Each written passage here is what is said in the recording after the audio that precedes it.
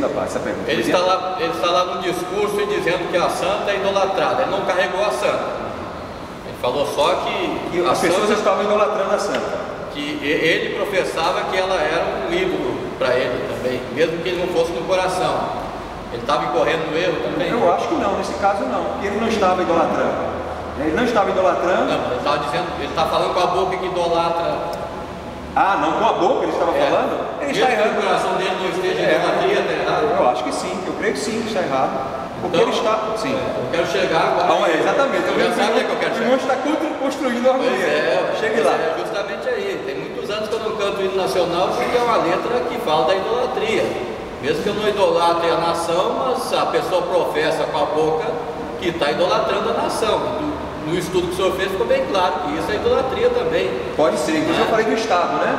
Isso. Então é preciso, aí talvez assim, o que eu diria é o seguinte, não é não cantar o hino nacional, é não cantar aquele trecho do hino nacional, também, né? Não cantar o trecho do hino. Bem, né? Nesse sentido sim, já que há idolatria, inclusive do Estado e tudo mais, como nós colocamos. É muito fácil a gente pecar com a boca sem se dar conta, né? Infelizmente. Mas ok, um bom questionamento. Mais alguém? Valendo. Que a gente precisa tomar o cuidado de a gente na igreja não tornar símbolos da igreja, coisas da igreja, alvos ou sujeitos da nossa idolatria.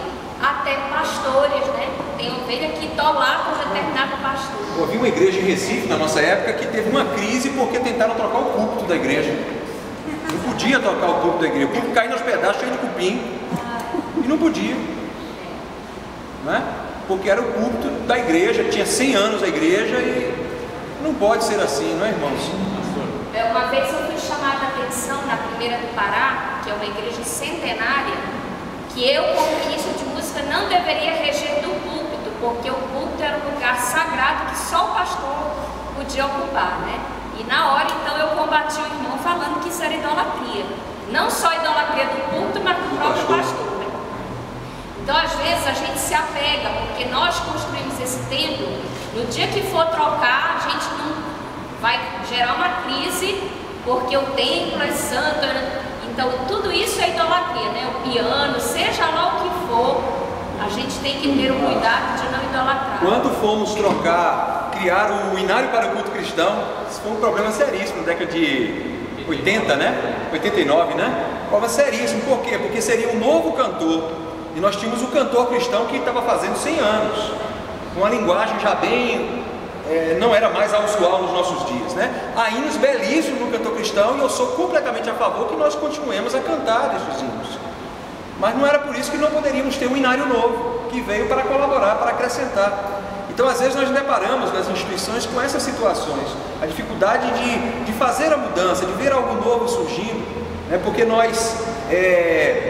como é que eu vou utilizar que palavra aqui? Nós congelamos determinadas estruturas e achamos que elas não podem ser mudadas, né? A escola bíblica dominical passa por reformas nos dias de hoje. Eu tenho visto em congressos discutindo a realidade da escola bíblica dominical. E tem gente que acha assim que a igreja não pode viver sem escola bíblica dominical nesses modos que nós temos.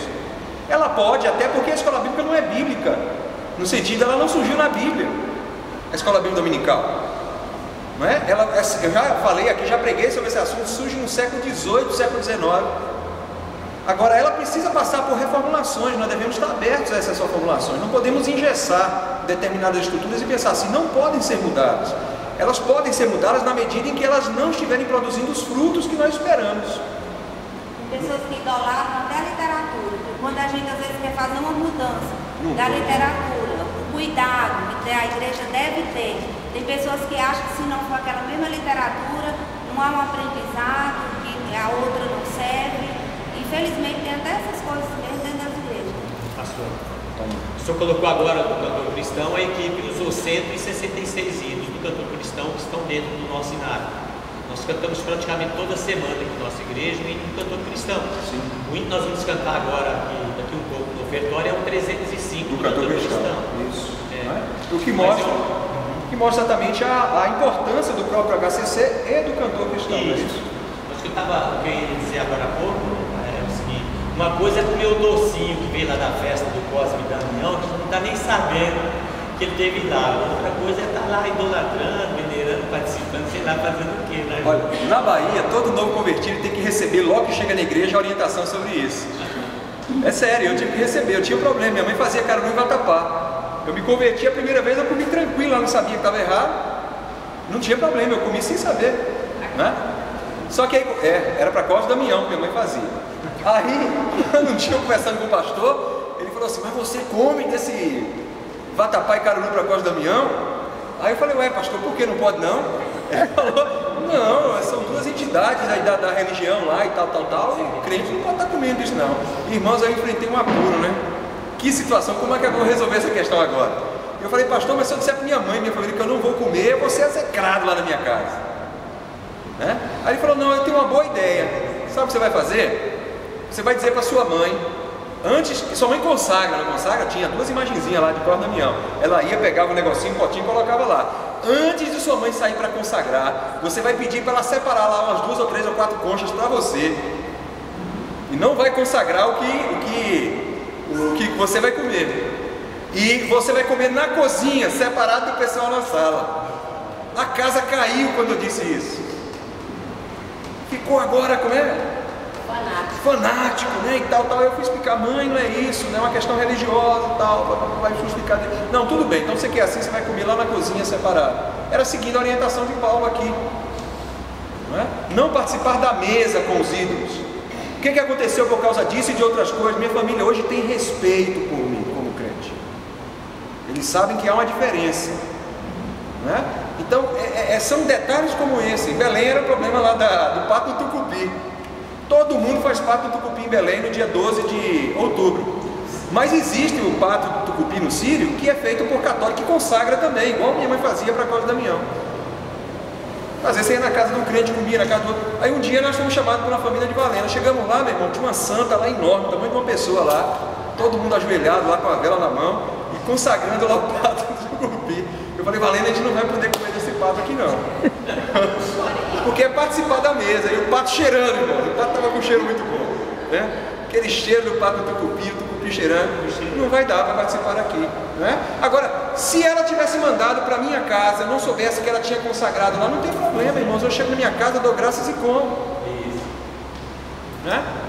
Então não tem problema nenhum. E lembrar sempre que se comer não tem problema, não faz mal, não é para mim, não vai entrar um espírito mal em mim, até porque não pode, né? O que faz mal é a consciência do outro, que é o que a Bíblia ensina, tá certo? Então na Bahia a gente aprende isso por causa do acarajé, né? Então você chega lá, eu gosto muito de acarajé e de caruru, por exemplo, e de abará, por exemplo, né? E tem as baianas que vendem.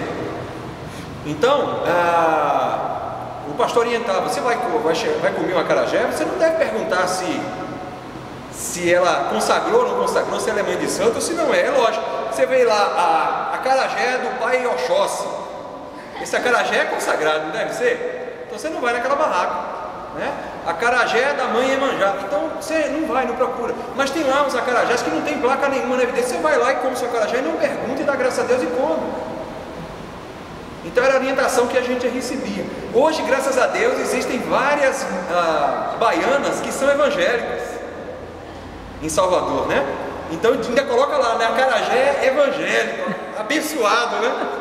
E os crentes vão todos agora nessas barracas comer esse acarajé. Então veja bem, aqui no nosso estado a gente não enfrenta muito essa dificuldade, mas onde eu me converti, você tinha que se posicionar logo sobre essas coisas, né? Tinha que tomar a posição. E eu me lembro do pastor chegou junto e falou, não, você não pode mais comer desse vatapá lá consagrado não. Quero perguntar também, que nem conjectura. O que é que o crente deve fazer, agora por outro lado, né? Porque tem também o crente que nada a ver, né? Tudo pode, nada a ver, nada vai pegar no crente e tal. Então o que é que o crente deve fazer quando ele ganha, por exemplo, de um tio macumbeiro, uma figa para ele se proteger de presente de 15 anos, né? Ou ganha um elefante para botar com o bumbum virado para a rua para trazer sorte. Isso é um problema, né? Que são símbolos religiosos, né? O elefante é um símbolo do budismo, né? A figa é símbolo da Umbanda. Outro dia, aqui na igreja, eu vi uma irmã com um brinco, agora estou lembrando disso, a Helena falou, e eu não consegui falar com ela na hora, mas se eu encontrar de novo, eu quero falar com ela, irmã, esse brinquinho aí tem uma uma figa no brinco da irmã. Né? A figa é um símbolo ligado, inclusive, a essa ideia que nós estamos trabalhando aqui, da questão sexual. Né? A figa é um símbolo comparado a um pênis. Né? Pode estudar aí a literatura ligada à Umbanda e vocês vão perceber que a figa significa a virilidade. A irmã aqui na igreja usando, provavelmente sem saber, lógico, mas precisa de orientação.